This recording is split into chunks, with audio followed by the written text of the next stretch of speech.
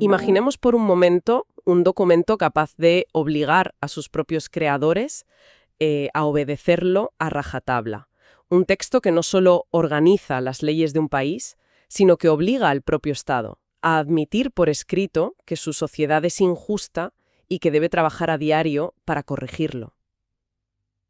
Sí, sí, y suena casi a ciencia ficción jurídica, la verdad. Totalmente. Y por eso hoy no vamos a hablar de leyes áridas ni de debates parlamentarios vacíos. Vamos a analizar el manual de instrucciones que permite que 48 millones de personas con visiones del mundo radicalmente opuestas, pues no se destruyan entre sí. Y fíjate que es un milagro de la ingeniería política que a menudo damos por sentado. O sea, cuando se menciona la Constitución Española de 1978, la inercia nos lleva a pensar en tribunales solemnes o en retórica institucional aburrida. Ya, la típica imagen del político con traje hablando desde un atril. Exacto. Sin embargo, lo que realmente representa, si vamos al fondo, es un pacto de supervivencia. Es el marco de convivencia que articula cómo una sociedad puede discrepar de manera feroz, tener intereses contrapuestos y aún así avanzar en una misma dirección sin que el sistema colapse por completo. Bueno, pues con esta premisa damos la bienvenida a quienes nos escuchan a esta nueva inmersión profunda.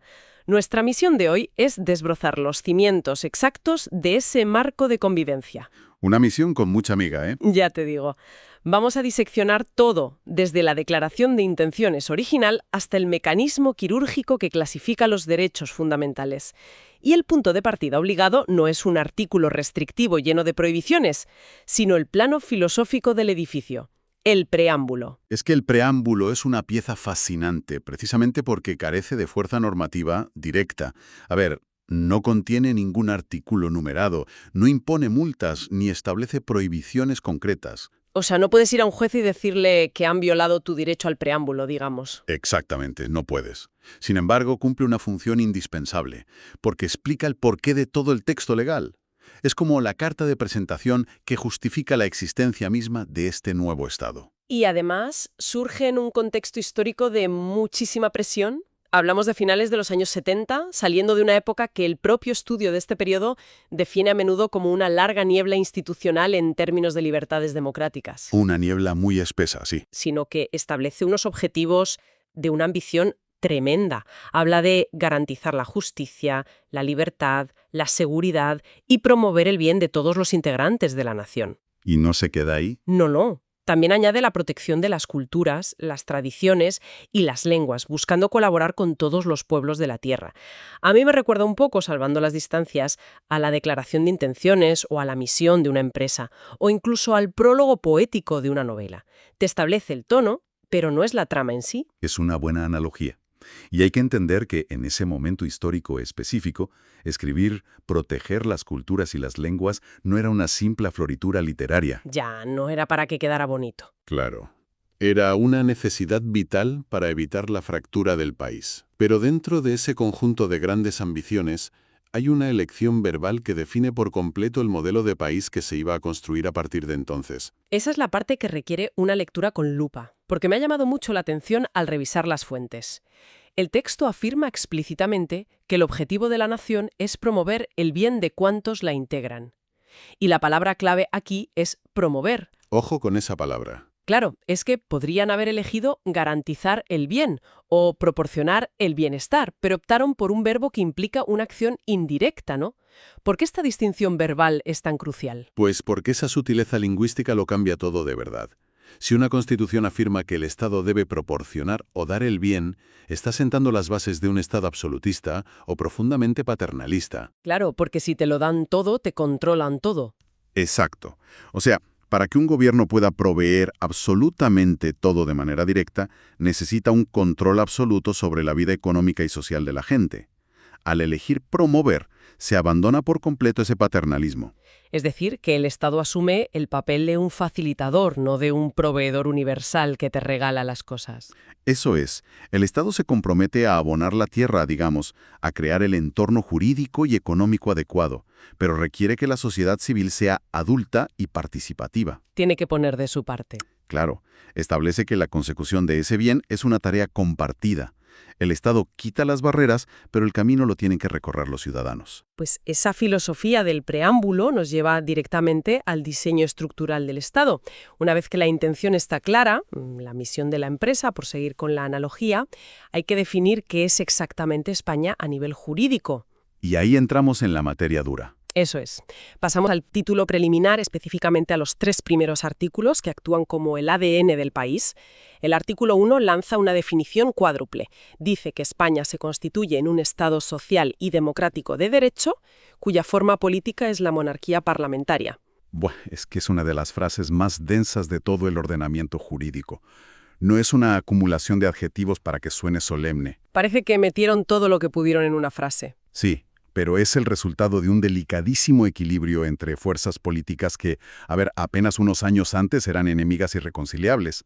Empecemos por el Estado de Derecho. Esto rompe con cualquier régimen personalista, porque significa que la ley está por encima del poder.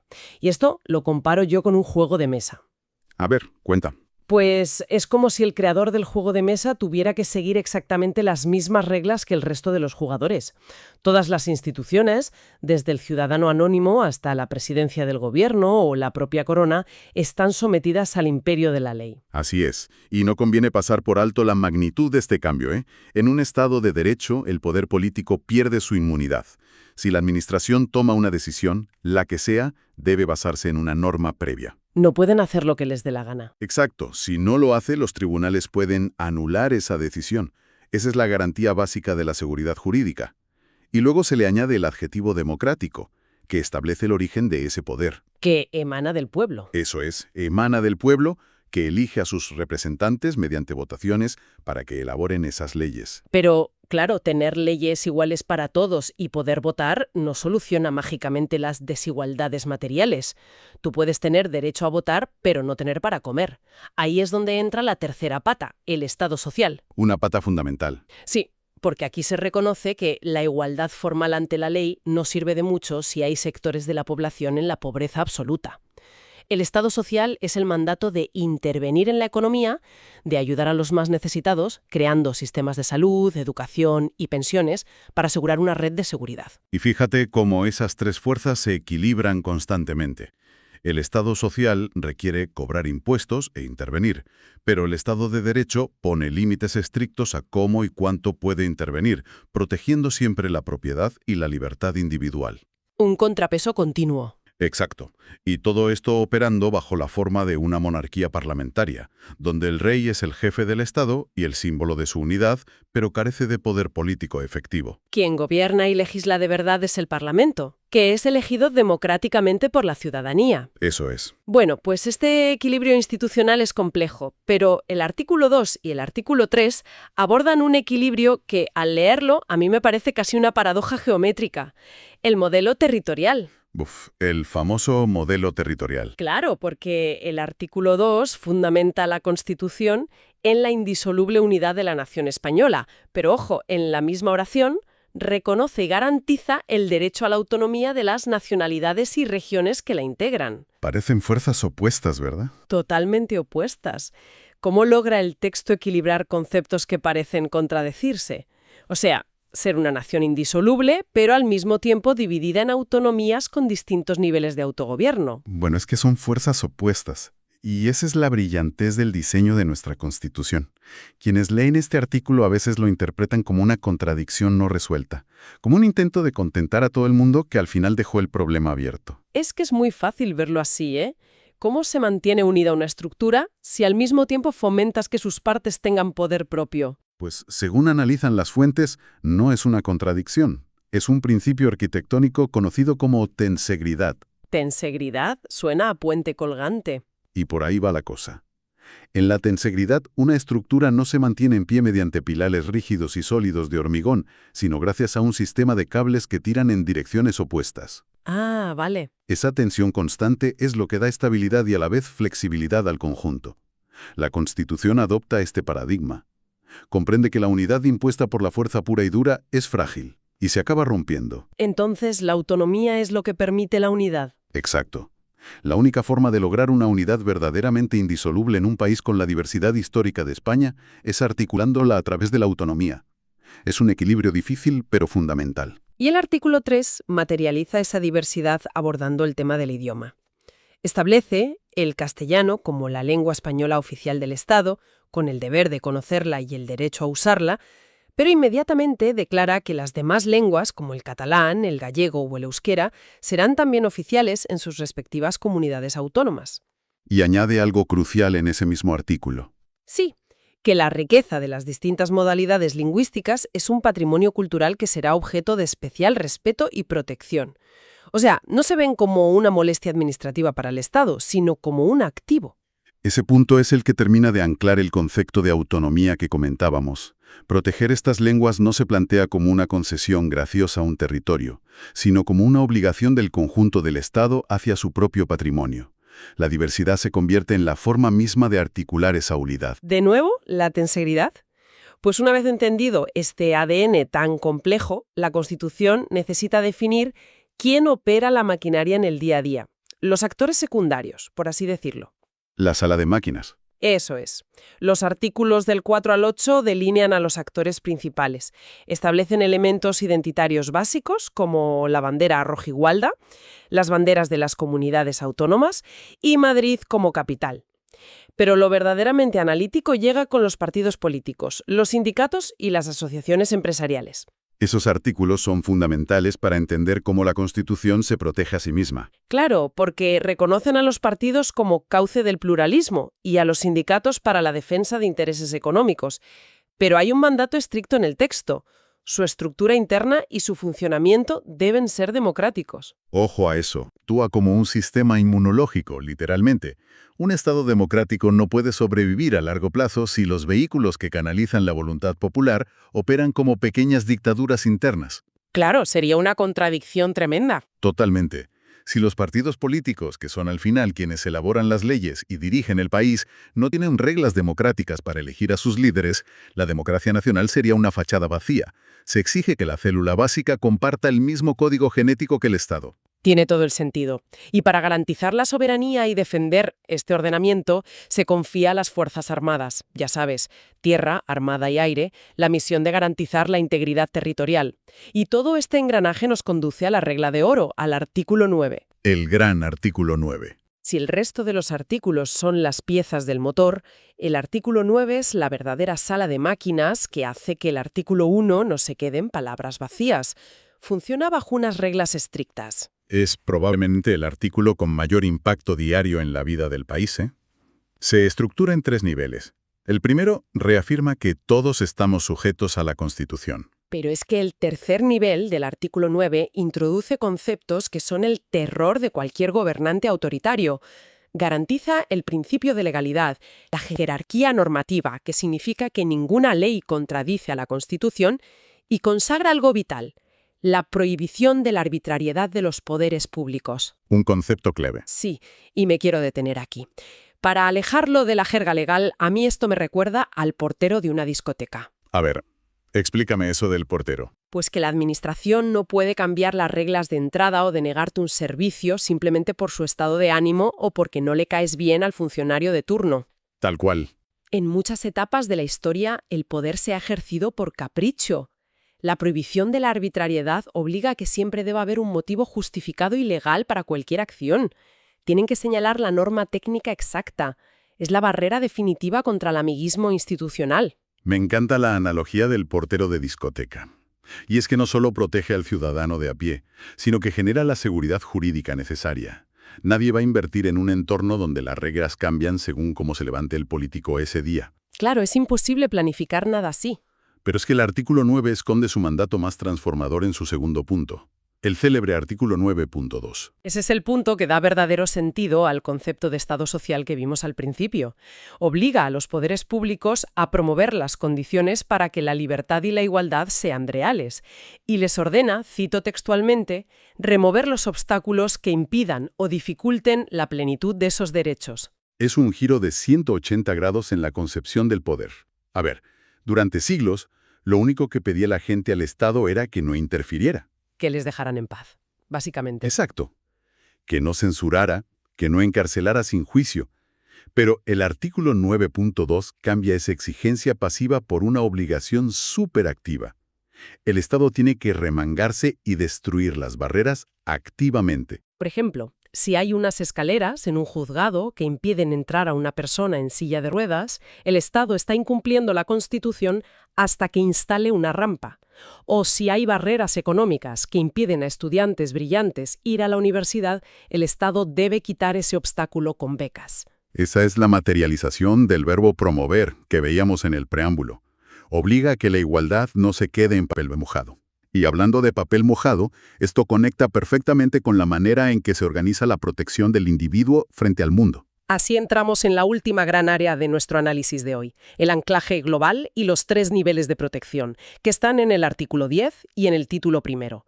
El artículo 10 establece que la dignidad de la persona es base de todo, pero añade una red de seguridad espectacular.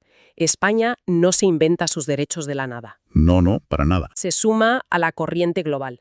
Los derechos fundamentales se interpretan según la Declaración Universal de Derechos Humanos y los tratados internacionales. Este es el gran anclaje global del sistema. Hay que ubicarse de nuevo en el 78. España venía de décadas de aislamiento político y social tremendo. Estábamos aislados del mundo. Claro. Al incluir este artículo, los redactores estaban asegurando que el país nunca más pudiera encerrarse en una burbuja interpretando los derechos a su conveniencia. Es una póliza de seguro contra el autoritarismo. Si mañana un gobierno tiene la tentación de reinterpretar el derecho a la intimidad de manera restrictiva, la Constitución le obliga a mirar hacia afuera y aplicar el estándar internacional. Lo cual da una robustez tremenda al sistema. Sin embargo, y aquí viene una de las partes más incomprendidas, no todos los derechos redactados en la Constitución tienen la misma fuerza legal. Ahí es donde entra la jerarquía de los derechos en el título primero. No todos son iguales. Hay 3 categorías y funcionan de manera muy similar al sistema de triaje de las urgencias de un hospital. Me gusta por dónde vas. A ver. Pues en un hospital no todo puede ser código rojo, porque si todo es prioridad absoluta, el sistema colapsa y se mueren todos. El primer nivel lo ocupan los derechos fundamentales y libertades públicas. Que van del artículo 14 al 29. Eso es. Aquí están la vida, la libertad ideológica, la libertad de expresión. Son el código rojo que recibe atención VIP inmediata ante jueces e incluso ante el Tribunal Constitucional a través del recurso de amparo. Son el núcleo duro, el blindaje más potente. Exigir esta protección ultra rápida es carísimo y complejo para el Estado. Por eso se reserva para proteger la libertad más básica de la persona. Luego tenemos el segundo nivel, que serían los derechos de los ciudadanos, del 39 al 38. Derecho al trabajo, a sindicarse, a la propiedad privada. Que son exigibles ante los tribunales, ojo, pero no tienen esa vía rápida VIP del recurso de amparo. Y luego llegamos a la tercera categoría, que es la que históricamente genera más debates en la calle. Sí, los principios rectores, del 39 al 52. Aquí está el derecho a la salud o el famoso derecho a una vivienda digna. Y yo los comparo con la medicina preventiva a largo plazo. Qué buena comparación, fíjate. Claro, son vitales para la salud del paciente, es decir, del Estado, pero no se gestionan con intervenciones de emergencia en un quirófano. Son metas. Un ciudadano no puede plantarse ante un juez y demandar al Estado exigiendo que le den las llaves de una casa amparándose en la Constitución. Y la confusión surge porque la gente lee derecho a una vivienda y cree que tiene el mismo peso jurídico inmediato que la libertad de expresión. Pero al ser un principio rector, obliga a los poderes públicos a orientar sus políticas hacia esa meta, no a regalarte una casa hoy mismo. Es un mecanismo de racionalidad fiscal, ¿verdad? Totalmente. Si un juez pudiera dictar que te den una casa mañana mismo, acabaría diseñando él los presupuestos del Estado, usurpando la función del Parlamento que hemos elegido todos. Y esto cierra el círculo con el Estado social y democrático de derecho. La ley marca el límite, la democracia elige el camino y la política social busca metas de bienestar. Bueno, para ir terminando, hemos hecho un viaje profundo desde el plano poético del preámbulo, pasando por el ADN del Estado, donde nadie está por encima de la ley, hasta el triaje de urgencias que ancla nuestros derechos al marco internacional. Un recorrido que demuestra que la convivencia de millones de personas no depende de que todos piensen igual, sino de que compartan el respeto por las reglas que limitan el poder. Exacto. Y para cerrar, me gustaría plantear una reflexión final, basada en ese fascinante artículo 9.2, el de quitar los obstáculos. A menudo celebramos las constituciones como si fueran trofeos intocables, que dicen que ya somos una nación perfecta y acabada. Ya, como si estuviera todo el trabajo hecho. Y es todo lo contrario. Si la Constitución exige a los poderes públicos quitar los obstáculos para que la igualdad sea real, esto es, en el fondo, una admisión sincera y valiente de que nuestra sociedad es inherentemente desigual. Está asumiendo nuestras imperfecciones, claro. Exactamente, no es un trofeo, es un documento que admite nuestros fallos y nos da el manual de instrucciones para intentar construir una sociedad justa todos los días, asumiendo que es una obra en constante construcción. Y con esta idea dejamos a quienes nos escuchan hoy. Una idea fantástica para darle unas cuantas vueltas. Animamos a todos a seguir cultivando la curiosidad y explorando cómo estas reglas del juego impactan su vida diaria. Gracias por acompañarnos y hasta la próxima inmersión profunda.